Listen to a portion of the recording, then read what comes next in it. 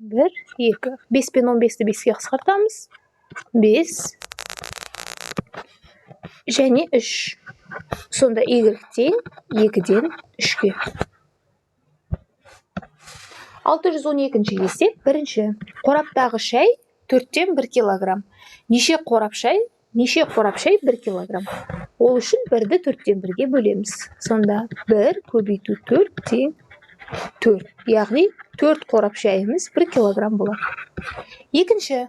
Пойыз 1 сағатта 2 қала арақашықтығының 3-тен 1 бөлігін жүрді. Пойыз бірінші қаладан екінші қалаға неше сағатта барады? Ол үшін 1-ді 3-тен 1 бөлікке бөлеміз. Сонда 1 көбейту 3 тең 3. Яғни 3 сағатта барады. 613-ші есеп. 1 орам өрік 4-тен 3 килограмм. 6 килограмм өрік неше орам? Ол үшін 6-ны 4-тен 3-ке бөлеміз. Сонда 6 көбейту 3-тен 4. 3 пен 6-ны 3-ке қысқартамыз. 6-ға 2-ден. Сонда 2-ні 4-ке көбейтсек 8 орам. Екінші. Дыбыстың ауада таралу жылдамдығы 10-нан 3 км секунд. Дыбыс 3 км қашықтыққа неше секундта барады? Яғни бізге уақытты табу керек. Ол үшін 3 км-ді бөлеміз 10-нан 3 км секундқа. Сонда 3 көбейту 3-тен 10. 3 пен 3-ті қысқартсақ 10 секундта барады. 614-ші есеп. Бірінші. Доңғалақтың жиегінің ұзындығы 2,5-тен 2 метр. Доңғалақ 108 метр қашықтыққа доңғалағанда неше рет айналады? Ол үшін 108-ді бөлеміз 2,5-тен 2-ге. Алдымен аралас санды жай бөлшекке айналдырайық. 5-тен 12. Сонда 108 көбейту 12-ден 5. 12 мен 108-ді қысқартайық. Сонда 12-ге 1-ден 108-ге 9-дан. 9-ды 5-ке көбейтсек 45, яғни 45 рет айналады. Екінші. Трамвай 3-тен 2 сағатта 10,6-тан 1 км қашықтыққа барады. Трамвайдың жылдамдығын табыңдар. Оның жылдамдығын табу үшін қашықтықты уақытқа бөлеміз. Яғни 10,6-дан 1-ді бөлеміз 3-тен 2-ге. Сонда 6-дан 61 көбейту 2-ден 3. 6 мен 3-ті 3-ке қысқартсақ 3-ке 1-ден, 6-ға 2-ден. Сонда бөлімі 2-ні 2-ке көбейтсек 4, 4-тен 61. Аралас санға айналдырсақ 15,4-тен 1 км сағат. 615-ші есеп. Туристер белгіленген пунктке 2 күнде барды. Олар бірінші күні, екінші күнге қарағанда барлық жолдың 7-ден 3-ін артық жүрді. Туристер жолдың қандай бөлігін бірінші күні жүрді, қандай бөлігін екінші күні жүрді? Алдымен есептің шартын жазайық. Бірінші күн және екінші күн. Бірінші күні екінші күнге қарағанда, яғни біздің 2 күнімізде белгісіз. Бірінші күні екінші күнге қарағанда барлық жолдың 7-ден 3-ін артық жүрсе, x қосу 7-ден 3-ке тең. Туристер жолдың қандай бөлігін бірінші күні, қандай бөлігін екінші күні жүрді. Яғни біздің барлық жолымыз 1 бөлік болсын. Яғни 1 бөлікті 7-ден 7 деп алсақ та болады. Сонда x қосу 7-ден 3 тең 1. X-қа x-ті қоссақ 2x тең 1 азайту 7-ден 3. 1 дегеніміз 7-ден 7, азайту 7-ден 3. Сонда 2x тең 7-ден 4. Енді x-ті табу үшін 7-ден 4-ті бөлеміз 2-ге. Сонда 7-ден 4 көбейту 2-ден 1. 4 пен 2-ні 2-ке қысқартамыз. Сонда 7-ден 2. Демек, туристер екінші күні 7-ден 2 бөлігін жүрсе, бірінші күні 7-ден 5 бөлігін жүрген. 616-ші есеп. Амалдарды орындаңдар. Бізге көбейту және бөлу берілген. Бірінші бөлуді көбейтуге айналдырып алайық. 8-ден 3 көбейту 5-ден 4 көбейту 9-дан 10. 8 бен 4-ті қысқартайық 1-ге және 2-ге тең. 5 пен 10-ды қысқартсақ 5-ге, 10-ға 2-ден. Және 3 пен 9-ды қысқартамыз 3, 1. Сонда бізде алымында 2, бөлімінде 2 көбейту 3 қалды. 2 мен 2-ні қысқартсақ, 3-тен 1. Келесі 617-ші есеп амалдарды орындаңдар. Ең алдымен екі жақшаның ішіндегі қосу және азайту амалдарын жеке-жеке қарастырайық. 12-ден 1 қосылған 6-дан 1. 12 мен 6-ның ортақ бөлімі 12. Сонда 12-ні 1-ге, 6-ны 2-ге көбейтеміз. Сонда 1 қосу 2. Бөлінген 8 мен 4-дің ортақ бөлімі 8. 8-ді 1-ге, 4-ті 2-ге көбейтеміз. Сонда 3 азайту 2. Тең 12-ден 3 бөлінген 8-ден 1. 12-ден 3-ті 3-ке қысқартсақ 4-тен 1-ге тең, көбейту 8 немесе 1-ден 8. 4 пен 8-ді 4-ке қысқартсақ 1, 2. Демек жауап 2-ге тең. Келесі 618-ші есеп теңдеуді шешіңдер. Бірінші жақшаның ішін орындап алайық. 1 дегенді 10-нан 10 деп жаза аламыз. Азайту 10-нан 7. X тең 2,4-тен 1-ді жай бөлшекке айналдырсақ 4-тен 9. Жақшаның ішін орындасақ 10-нан 7-ні азайтсақ 3, яғни 10-нан 3x тең 4-тен 9. Енді x-ті табу үшін 4-тен 9-ды бөлеміз 10-нан 3-ке. X тең 4-тен 9 көбейту 3-тен 10. 9 бен 3-ті 3-ке қысқартсақ 3-ке 1-ден, 9-ға 3-тен. 4 бен 10-ды 2-ге қысқартсақ 4-ке 2-ден, 10-ға 5-тен. Сонда x тең бөлімінде 2, алымында 3 көбейту 5-іміз 15-ке тең. Яғни 2-ден 15.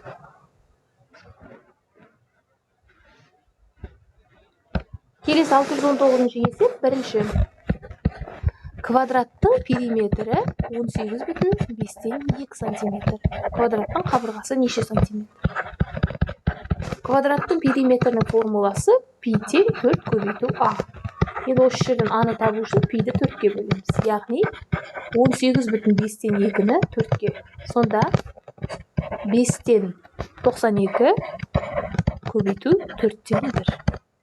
4 пен 92-ні қысқартсақ 4-ке, сонда 23, яғни 5-тен 23. Сонда А тең 5-тен 23 сантиметр, немесе 4,5-тен 3 сантиметр. Екінші, кубтың барлық қырларының қосындысы 69 сантиметр. Кубтың қыры неше сантиметр? Кубта 12 қыр бар.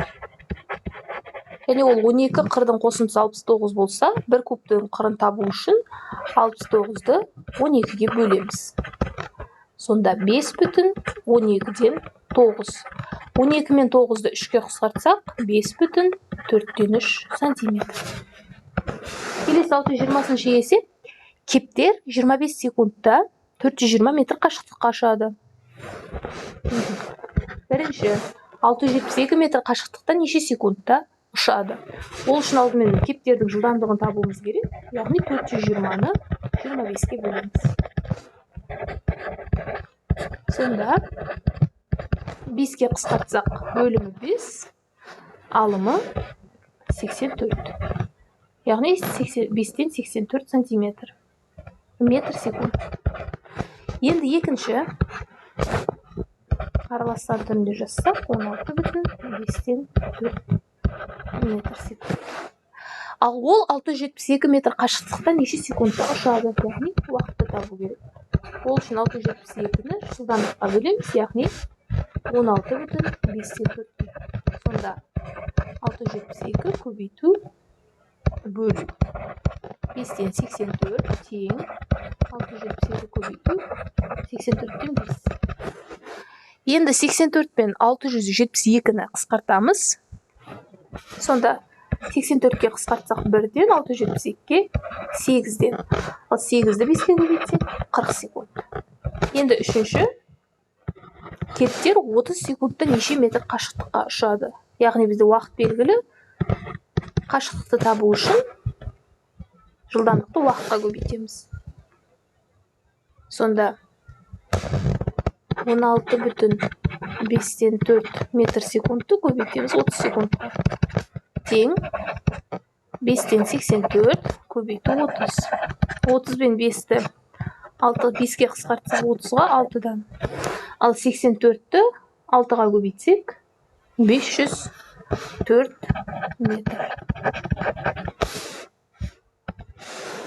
621 есеп. Қаңылтырдан дайындалған бұйымдарды дәнекерлеу үшін 2 бөлік қорғасын және 5 бөлік қалайы қоспасы алынады. 2,20-9 килограмм қоспа дайындау үшін қанша қорғасын, қанша қалайы керек?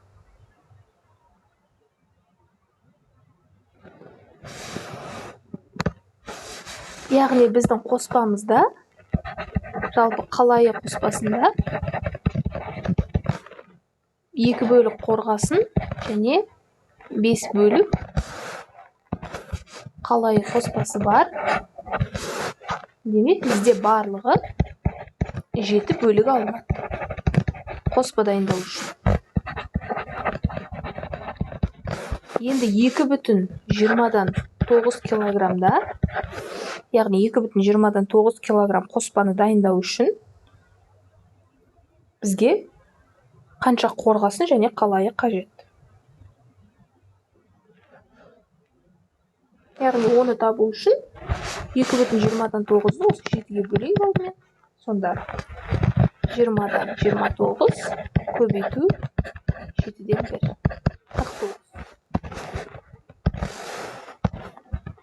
49 бен 7-ні 7-ге қысқартсақ, 7-ге 1-ден 49-ға 7-ден, яғни 20-дан 7 бөлік. Яғни бұл біздің бір бөлігімізге қажетті мөлшер. Енді қалайы мен қорғасынды табу үшін осы 20-дан 7-ні алдымен бізге қорғасынды анықтау керек. Қорғасынымыз 2 бөлік болса, демек 2-ні 20-дан 7-ге көбейтеміз. 2 мен 20-ны 2-ге қысқартсақ 20-ға 10-нан, демек 10-нан 7 килограмм қорғасын қажет. Ал енді қалайын есептейік.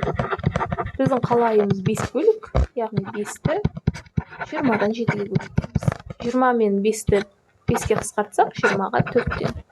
Сонда 4-тен 7 немесе 1,4-тен 3 килограмм қалайы қажет.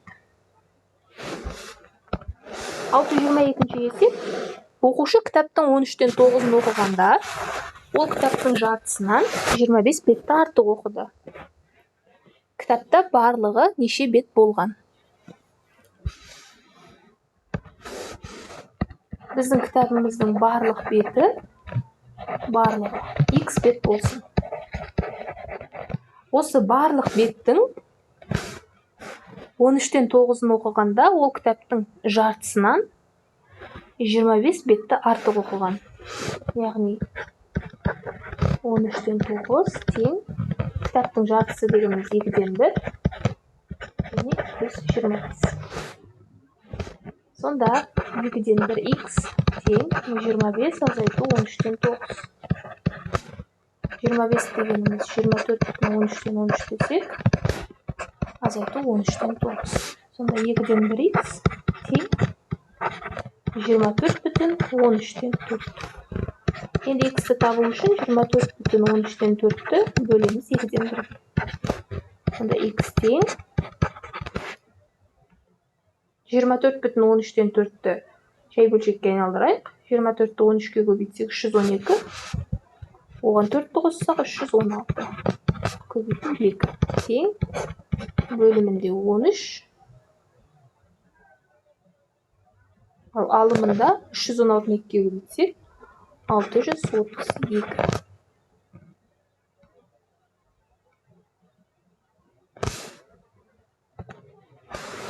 Алты 23 есеп.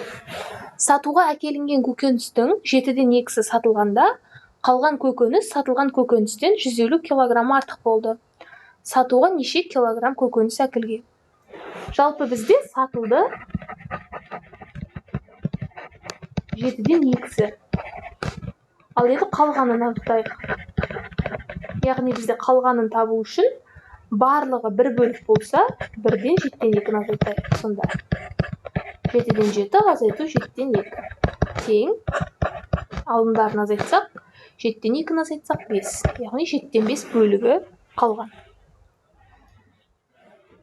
Осы қалған көкөніс сатылған көкөністен 150 килограмм артық болды. Сатуға неше килограмм көкөніс әкелді? Енді қалған көкөністен сатылған көкөністі алып тастайық. Яғни 7-ден 5-тен 7-ден 2. Сонда 7-ден 3 бөлік. Енді 150-ді 7-ден 3-ке бөлсек, 150 көбейту 3-ден 7. 150 мен 3-ті 3-ке қысқартсақ 1, 50, ал 50-ді 7-ге көбейтсек 350. Яғни бізде бастапқыда 350 килограмм көкөніс әкелінген. 624-ші есеп. Қабырғасы 12 сантиметр квадрат, қабырғасы 4 сантиметр тор көздерге бөлінді. Тор көздер ішінде 37 нүкте белгіленді. Кейбір тор көз ішіне кем дегенде 5 нүкте белгіленгенін дәлелдеңдер. Алдымен қабырғасы 12 сантиметр болатын квадратты сызайық. Және қабырғасы 4 сантиметр болатын, яғни 12-ні 4-ке бөлсек 3. Демек 3 бөлікке бөлінген.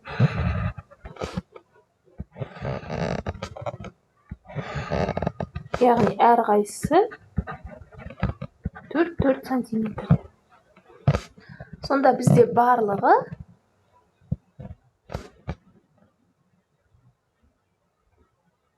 12, 3. 9 тор көз пайда болды.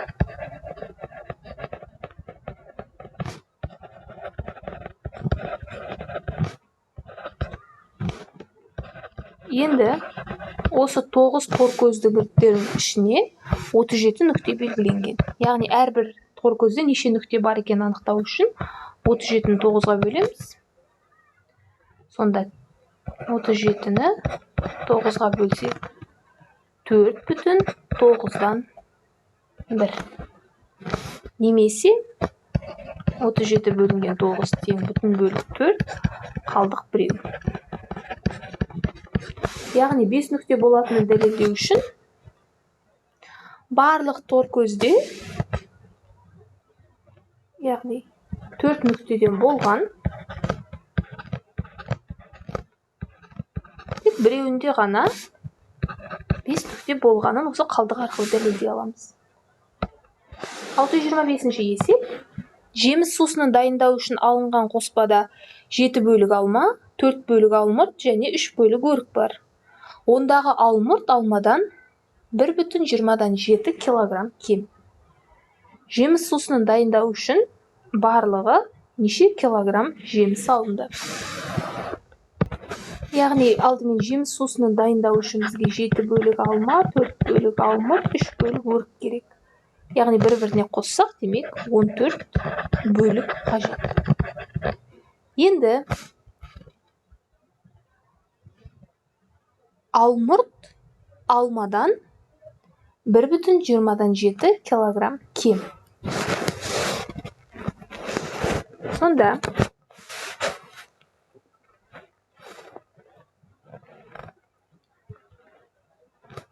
алманың бөлігінен, яғни алма 7 бөлік, ал алмұрт 4 бөлік болса, бір-бірінен азайтайық.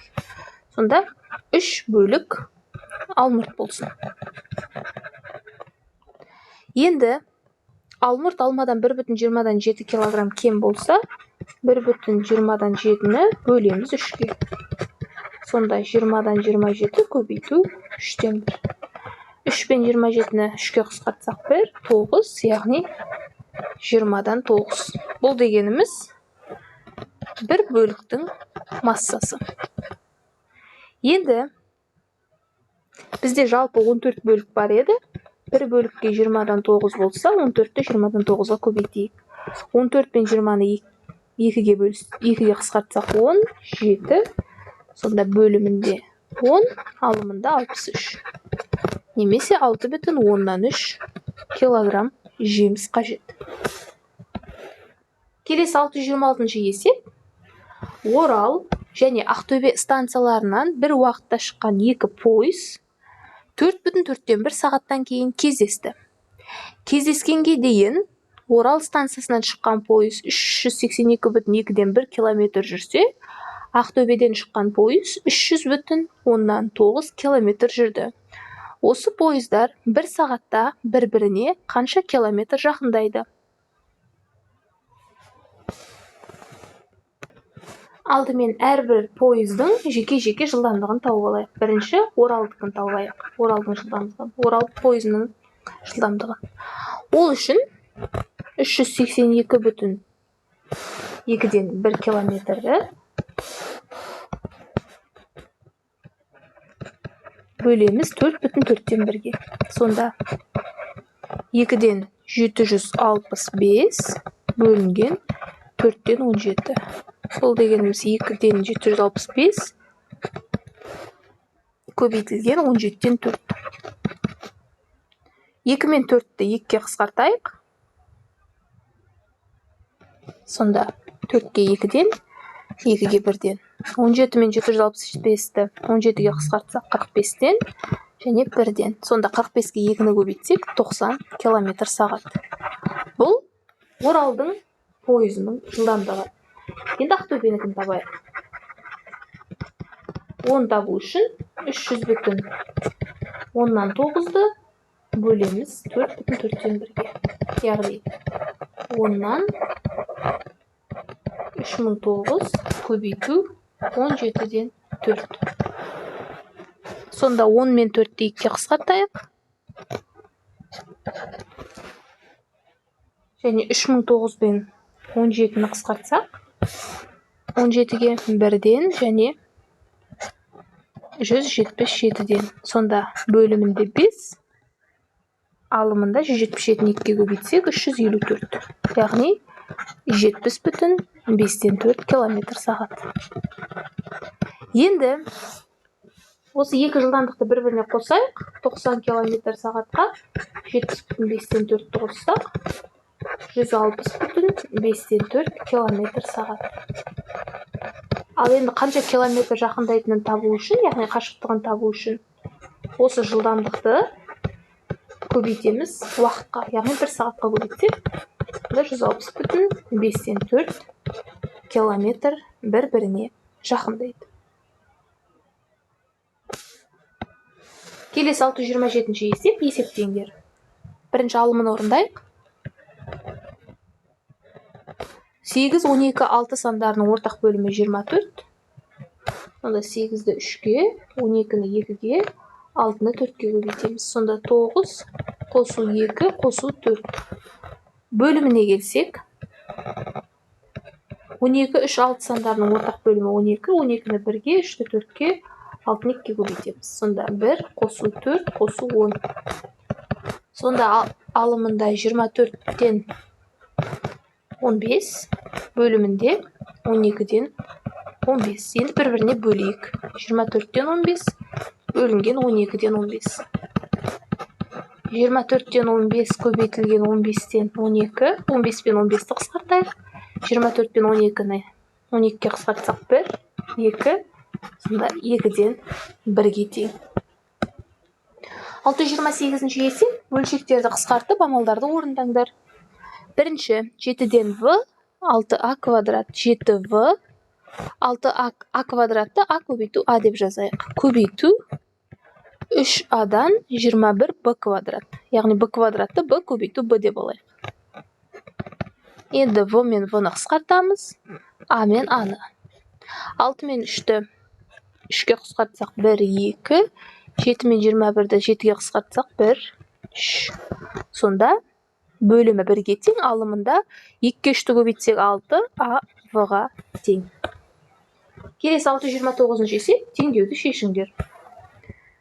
Бірінші, x-тан 1 азайту 6,4-тен 1, x-тан 1. Яғни 6,4-1 көбейтеміз.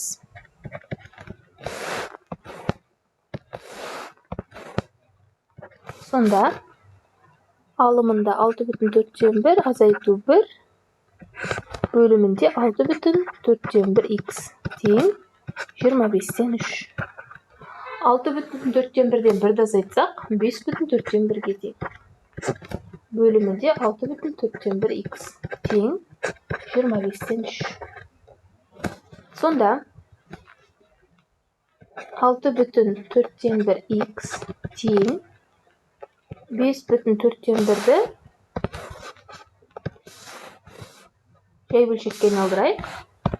Сонда 4-тен 21-ге тең. Соны 25-ке көбейтіп 3-ке бөлеміз. 4-тен 25 тең бөлімі 3. Алымында 4-тен енді 21-ді 25-ке көбейтейік.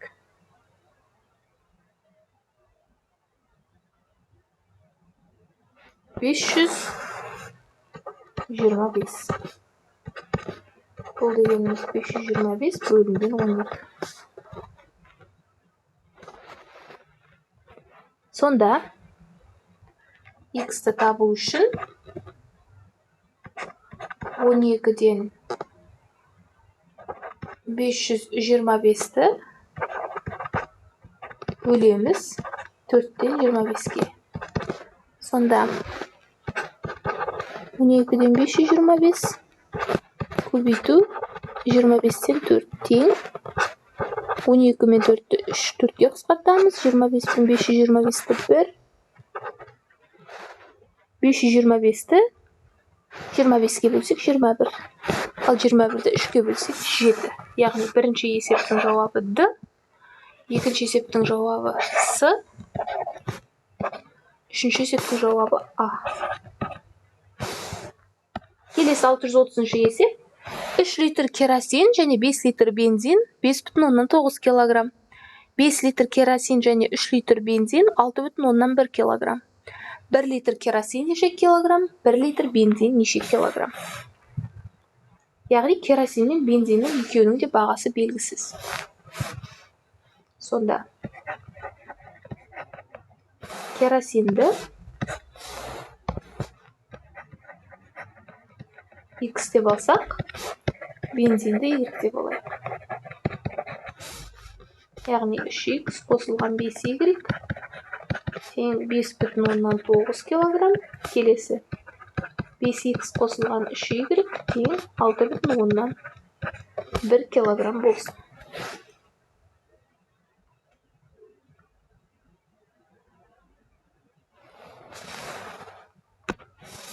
Сонда бұларды бір-біріне қосатын болсақ, 3X-қа 5X қоссақ 8X, 5Y-ға 3Y қоссақ 8Y, және 5,9-ға 6,1 қосайық. Сонда бүтін бөліктерін қоссақ 11, алымдарын қоссақ 10, яғни 12-ге тең. Сонда 8 литр керосин мен 8 литр бензиннің салмағы 12. Енді 12 алдымен 8-ді жақшаның сыртына шығарсақ, X қосылған Y тең 12. Сонда X қосу Y тең 12-ні 8-ге бөлсек, 8-ден 12, бұл дегеніміз 4-ке қысқартсақ 2-ден 3 килограмм. Яғни бұл 1 литр керосин мен 1 литр бензиннің жалпы салмағы 2-ден 3-ке тең. Енді бізге әр қайсысын жеке-жеке табу керек, яғни керосинді бөлек және бензинді бөлек. Алдымен керосинді есептеп алайық.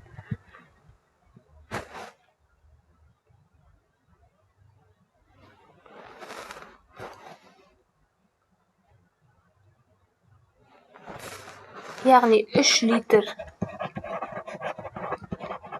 керосиннің салмағын есептеп алу үшін, 3 литр керосин мен 3 литр бензин. Ол үшін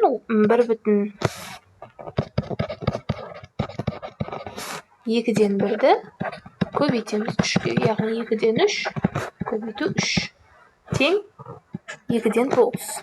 Немесе 4,2-ден 1 килограмм. Енді 3 литр керосин алынды. Мына жақта 5 литр керосин есептелінген. Яғни әлі 2 литр керосиннің бағасын керек. Яғни 2 литр керосин және 3 литр бензин алынды. Енді әлі 5 литр бар. 3 литрін алсақ, әлі 2 литр бензиннің бағасын есептеу керек. Ол үшін 5,9-дан азайтамыз 4,2-ден 1-ді. Сонда ортақ бөлім берсек, 10 мен 2-нікі 10-ға тең. 5-тен 4-ті азайтсақ 1, 10 алымында 9 азайту 5. 1,10-дан 4. 1,10-дан 4, 10-дан 4-ті 2-ге қысқартсақ, 1,5-тен 2 килограмм. Енді осы 1,5-тен 2-ні 2-ге бөлейік. Сонда бензиннің салмағы шығады. Яғни 5-тен 2 көбейту 2-ден 1. 2 мен 2-ні қысқартсақ,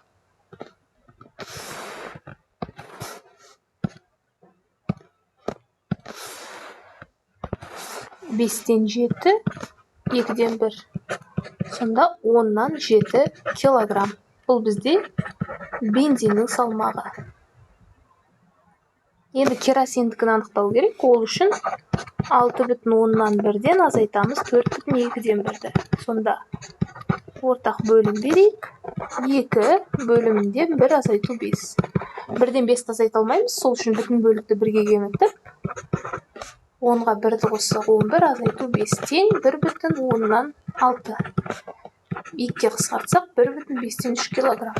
Енді осы 1,5-тен 3-ті бөлеміз 2-ге. Сонда 5-тен 8 көбейту 2-ден 1. Сонда 1, 8-ді 2-ге бөлсек 4. 5-тен 4 килограмм керосин. Яғни керосиннің де бензиннің де мөлшері анықталды. Келесі 631-ші есеп. 3 гүлзарға отырғызу үшін гүл көшеттері әкелінді. Әкелінген гүл көшеттерінің 3-тен 1-і 1-ші гүлзарға, қалғанының 3-тен 1-і 2-ші гүлзарға, одан қалғанының 3-тен 1-і 3-ші гүлзарға отырғызылғанда тағы 24 түп гүл көшеті қалды. Гүлзарға отырғызу үшін барлығы неше түп гүл көшеті қажет? Және 1-ші гүлзарға неше түп, 2-ші гүлзарға, 3-ші гүлзарға неше түп гүл көшеті отырғызылды? Яғни бізде барлығы бір бөлік болса,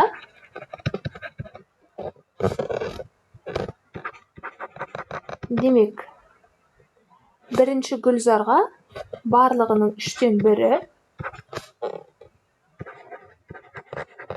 2-ші гүлзарға қалғанының, яғни қалғаны 3-тен 2, сол 3-тен 2-нің 3-тен 1-і орналастырылған. Сонда 9-дан 1-і. Ал 3-ші гүлзарға қалғанының, одан қалғанының. Яғни бізде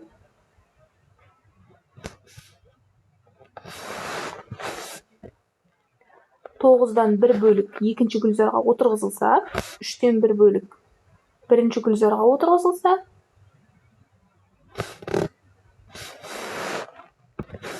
яғни 2-ші гүлзарда 9-дан 2 бөлігі отырғызылды. Енді 3-ші гүлзарда қаншасы қалды? Яғни оны табу үшін алдымен 3-тен 1-ге 9-дан 2-ні қосайық. Сонда 9-дан 3-ге 2-ні қоссақ, 9-дан 5 бөлік. Бізде барлығы 1 бөлік еді. Одан 9-дан 5-ті азайтсақ, 9-дан 4-і қалды. Яғни 3-ші гүлзарға осы 9-дан 4 бөліктің 3-тен 1-і отырғызылған. Сонда 27-ден 4 бөлігі отырғызылды. Енді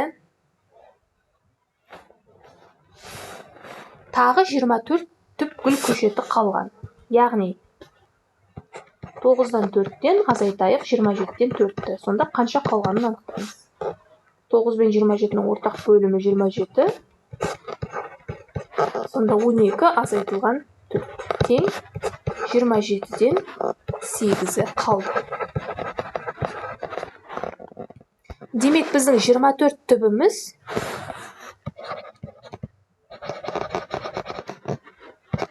осы 27-ден 8 бөлікті құраған.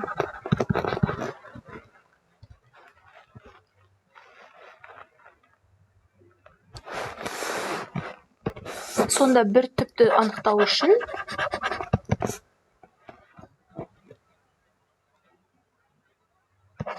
жиырма төртті бөлеміз 27-ден 8-ге. 24 көбейтілген 8-ден 27 тең 24 пен 8-ді 8-ге қысқартсақ 1, 3, 3-ті 27-ге көбейтсек 81. Яғни біздің бір бөлігімізде 81 түп ағаш отырғызылған. Сонда енді әрбір күнді жеке-жеке анықтайық. Бірінші күні 81-ді 3-ке бөлсек 27 түп ағаш отырғызылған. Екінші күні қалғанының, яғни бізде қалғаны 81-ден 27-ні алсақ 54 қалды. Осы қалғанының 3-тен 1 орналастырылса, демек 54-ті 3-ке бөлсек 18 түп орналастырылған. Енді үшінші күн 54-тен 18-ді азайтсақ 36-сы қалды. Және осы 36-ны 3-ке бөлсек 12 түп. Сонда 36-тан 12-ні азайтсақ, біздің есептің шартында берілген 24 түбіміз қалады. Демек, бірінші күні 27 түп, екінші күні 18, ал үшінші күні 12 түп ағаш отырғызылған. Келесі 632-ші есеп. Мәшине бірінші сағатта екі қала арақашықтығының 4-тен 1-ін және 10 километрін жүрді.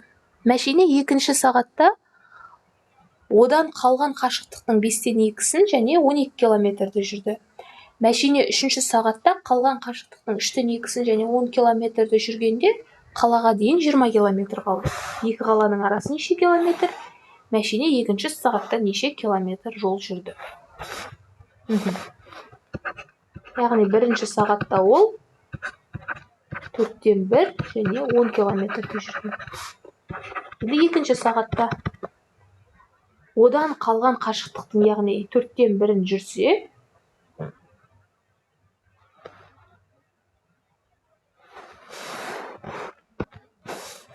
демек 4-тен 1-ін жүрді, 4-тен 3 азайту 10 километр қалды. Енді екінші сағатта қалғанының 5-тен 2-сін және 12 километр жүрген. Демек, бізде қалған жол 4-тен 3 азайту 10 болса, осы 5-тен 2-ні көбейтеміз 4-тен 3 азайту 10-ға. Қосылған 12. Тең 2 көбейту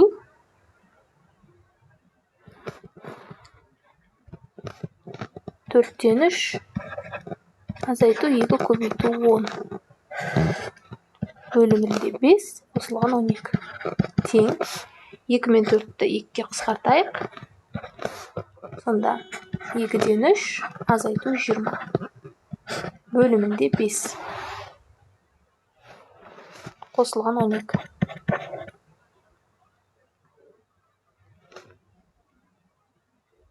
Тең, сонда 3, 2-ні 5-ге көбейтсек 10, азайту 20-ны 5-ге бөлсек 4, қосылған 12. Тең, 10-нан 3 бөлік, қосылған 8 километр қалды. Енді қалғанын анықтау үшін осы 4-тен 3 азайту 10 бізде бірінші сағатта қалып еді. Екінші сағатта қалғаны 10-нан 3 азайту 8. Сонда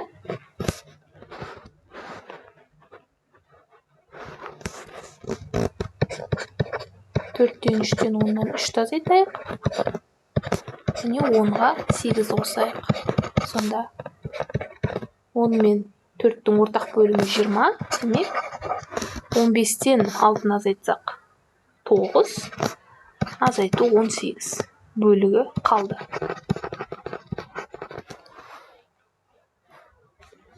Енді үшінші сағатты анықтайық. Яғни 3-тен 2-сін жүрген осы қалғанының. Және тағы да 10 километр. Сонда 3-тен 2 көбейту 20-дан 9 азайту 3-тен 2 көбейту 18. Аз қосылған 10. Тең 2 мен 20-ны 2-ге қысқартайық. 3 пен 9-ды 3-ге қысқартайық. Сонда 10-нан 6 азайту 12 қосу 10. Тең 10-нан 6 азайту 2. Енді осы бөлігіміз біздің 10 осы километрді жүргенде қалаға дейін 20 километр қалған. Яғни біз қалған бөлікті анықтау үшін алдымен 20-дан 9 азайту 18-ден азайтамыз. 10-нан 3 қосылған 2. Сонда бізде 20-дан 3 азайту 16 қалады. Яғни бұл бізде 20-ға тең. Яғни 20-дан 3 x дегеніміз бұл барлығы азайту 16 тең 20. Сонда 20-дан 3 x тең 20-ға 16-ны қоссақ 36. X-ті табу үшін 36-ны бөлеміз 20-дан 3-ге. Сонда 36 көбейту 3-тен 20 тең 3 пен 36-ны 3-ге қысқартсақ 12. 12-ні 20-ға көбейтсек 240. Демек, екі қаланың арақашықтығы 240 километр. Келесі 633-ші есеп. Орам матадан көрпе-тыстар, жаймалар, жастықтар тігілді. Көрпе-тыстар орамның 5-тен 2-сінен 6 метрі кем, ал жаймалар қалған орамның 5-тен 3-нен 4 метрі кем тігілді. Одан соң қалғанының 4-тен 3-нен 3 метрі кем орам жастықтар тігілгенде орамда 10 метр мата қалды. Орамда барлығы неше метр мата болды? Көрпе-тыстар неше метр матадан тігілді? Алдымен көрпе-тыс барлығын x деп алайық. Яғни 5-тен 2-сінен, яғни барлығының 5-тен 2-сінен 6 метр кем. Енді жайма. Жаймалар қалған орамның, яғни 5-тен 2-сі тігілсе, бізде 5-тен 3 қалады.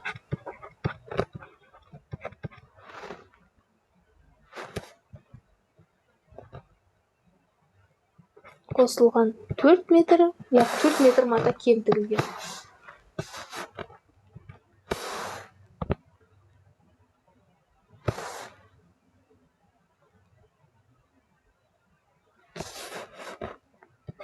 Қосу 6.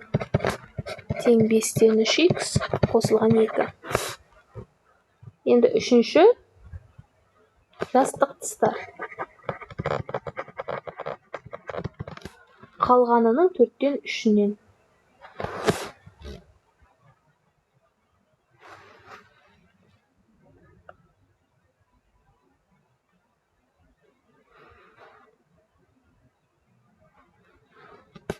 Сонда 4-тен 3x азайту 3. Енді ең соңында бізде 10 метр мата қалған. Демек, бірінші барлығы бізде 1 бөлік деп алсақ, 1-ден азайтайық, мына 4-тен 3-ті, яғни керісінше есептейік. Сонда 4-тен 4 азайту 4-тен 3, бұл бізде 4-тен 1-ге тең. 4-тен 1 бөлік. Енді 10 метрден 3 метрді азайтып тастасақ 7 метр. Және осы 7 метрді 4-тен 1 бөлікке бөлсек, 7 көбейту 4, бұл бізде 28 метр мата.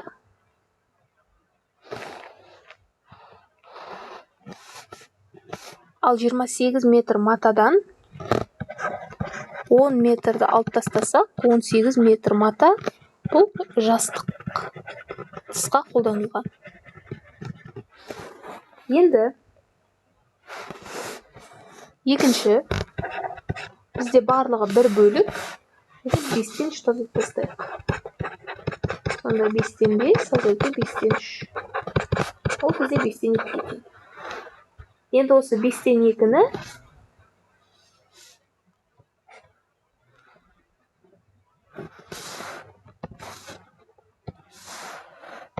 бізде барлығы 28 метр мата қалып еді соңында. Және оның 4 метр матасы кемтігілсе, демек 24 метр мата қалады. Және осы 24 метр матаның 5-тен 2 бөлігін тауып алайық. Ол үшін 24-ті 2-ден 5-ке көбейтеміз. 2 мен 24-ті қысқартсақ, 12-ге 5-ті көбейтсек 60 метр мата. Енді қалғанын анықтау үшін 60-тан 28-ді азайтайық, 32.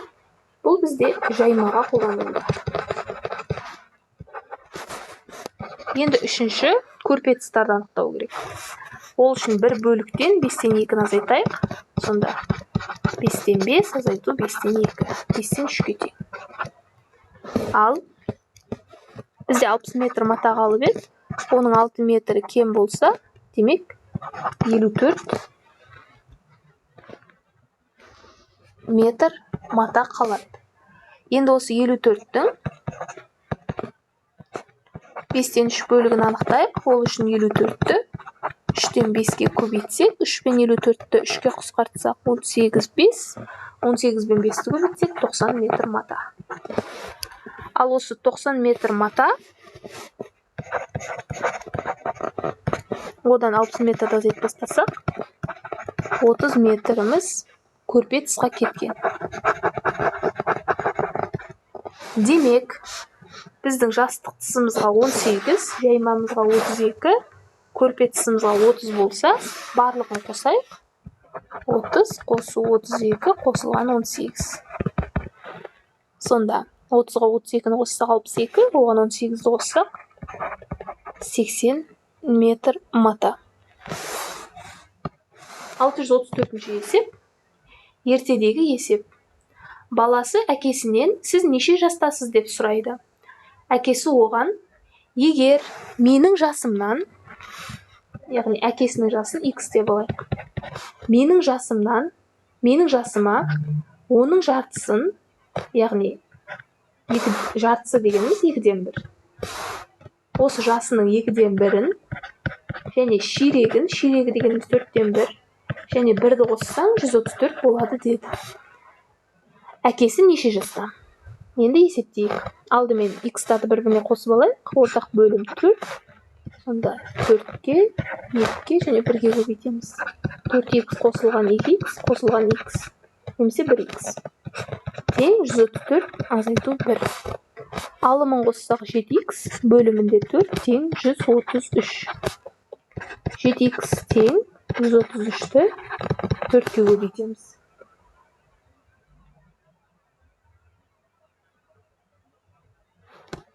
Сонда 7x тең 532. Енді x-ті табу үшін 532-ні 7-ге бөлсек, 76-ға тең, яғни әкесінің жасы 76. Тексеріп көрейік. Сонда әкесінің жасына 76-ның жартысын және 76-ның 4-тен 1 бөлігін және 1-ді қосайық. Сонда 76 қосу 38 қосылған 19 қосылған 1. 76-ға 38-ді қоссақ 114. Ал оған 19-ді қоссақ 133, оған 1-ді қоссақ 134. Демек әкесі 76. 635-ші есеп. Көрші 3 үйдің біріншісі 5 қабын, екіншісі 3 қабын сатып алды. Осы ұнды 3 үй тең бөліп алды. Үшінші үй иесі 7200 теңгені бірінші және екінші үй иелеріне алған ұн мөлшеріне қарай бөліп берді. Бірінші үй иесі неше теңге ақша алды? Екінші үй иесі неше теңге ақша алды?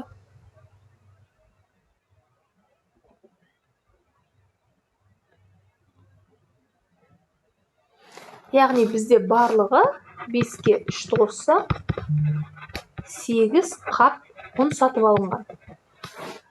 Және осы ұнды 3 үй тең бөліп алған. Яғни 8-ді 3-ке бөлсек, 3-тен 8, бұл дегеніміз 2,3-тен 2 ұн. Және үшінші үй иесі 7200 теңгені бірінші және бұл бір үйге берілетін болса, 7200 теңгені бірінші және екінші үйге тең бөліп берсе, демек 2-ке бөлсе, әр қайсысына 3600 теңгеден берген. Сонда бірінші үй иесі неше теңге ақша алды? Екінші үй иесі неше теңге ақша алады?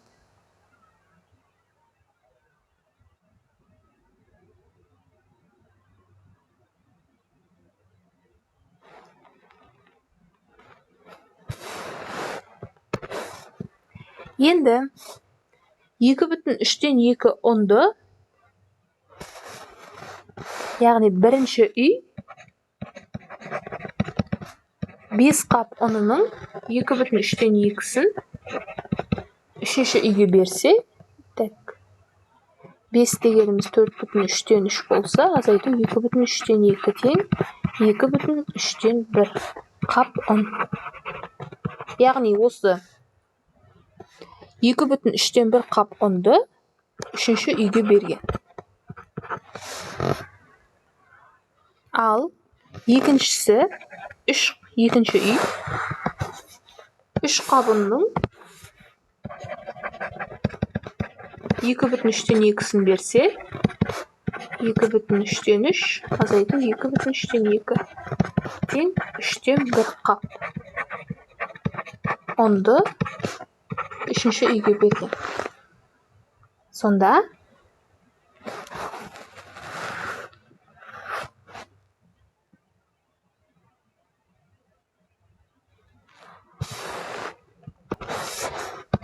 жеті мың 200 теңгені бөлейік 2,3-тен 2-ге. Сонда 7200 бөлінген 3-тен 8 тең 7200 көбейту 8-ден 3.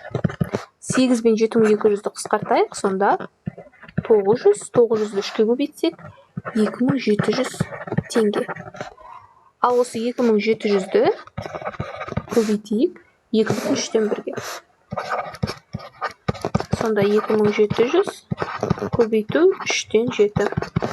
3 бен 2700-ді қысқартамыз. Сонда 900-ге 7-ні көбейтсек 6300 теңге. Яғни бұны бірінші үй алған. Ал 7200 теңгенің 6300 теңгесін. Ал екінші үйдікін есептеу үшін осы 7200-ден 6300 алсақ жеткілікті. 900 теңгені екінші үй алған.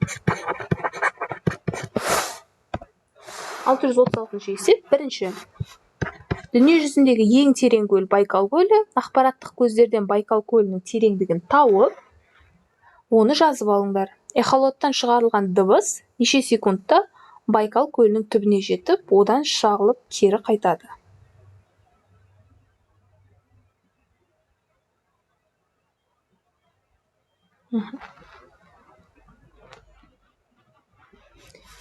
Яғни Байкалдың тереңдігі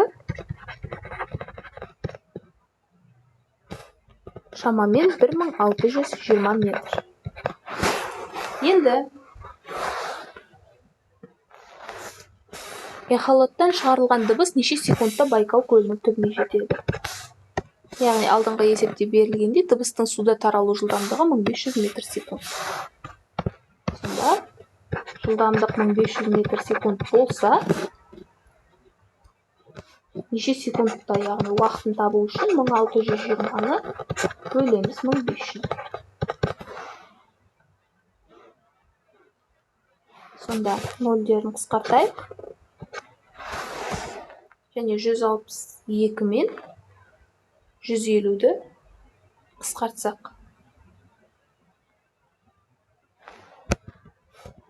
1,150-ден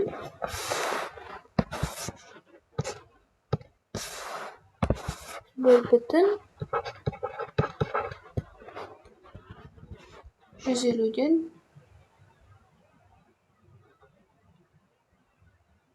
12. Сонда 150 мен 12-ні қысқартайық. 6-ға қысқартсақ 1,25-ден 2 секундта кері қайтады. Екінші есеп. Дүние жүзіндегі мұхиттың ең терең жері тынық мұхиттағы Мариан шұңғымасы. Мариан шұңғымасының түбіне эхолоттан жіберілген дыбыс 14,2 секундта қайтып келеді. Мариан шұңғымасының тереңдігі неше метр? Яғни біздің жылдамдығымыз 1500 метр секунд, суда таралу жылдамдығы 14,2 секундта қайтып келетін болса, демек тереңдікті табу үшін 1500-ді көбейтеміз 14,3-тен 2-ге. Сонда 1500 көбейту 14,3-ге көбейтсек 42, оған 2-ні қоссақ 44. 1500 бен 3-ті 3-ке қысқартсақ 500, ал 500-ді 44-ке көбейтсек 22 мың. Яғни қайтып келетін болса, демек 22 мыңды 2-ге бөлсек 11 мың. Жауап С. Бірінші есепте түбіне жетіп, кері қайтатынын табу үшін 1,25-ден 2-ні 2-ге көбейтеміз. Сонда 25-ден 27 көбейту 2. Тең 25-ден 54. Бұл дегеніміз 2,25-ден 4 секунд. Осымен есептеулер аяқталды. Арнамызға тіркеліп лайк басуды ұмытпаңыздар. Назарларыңызға рахмет.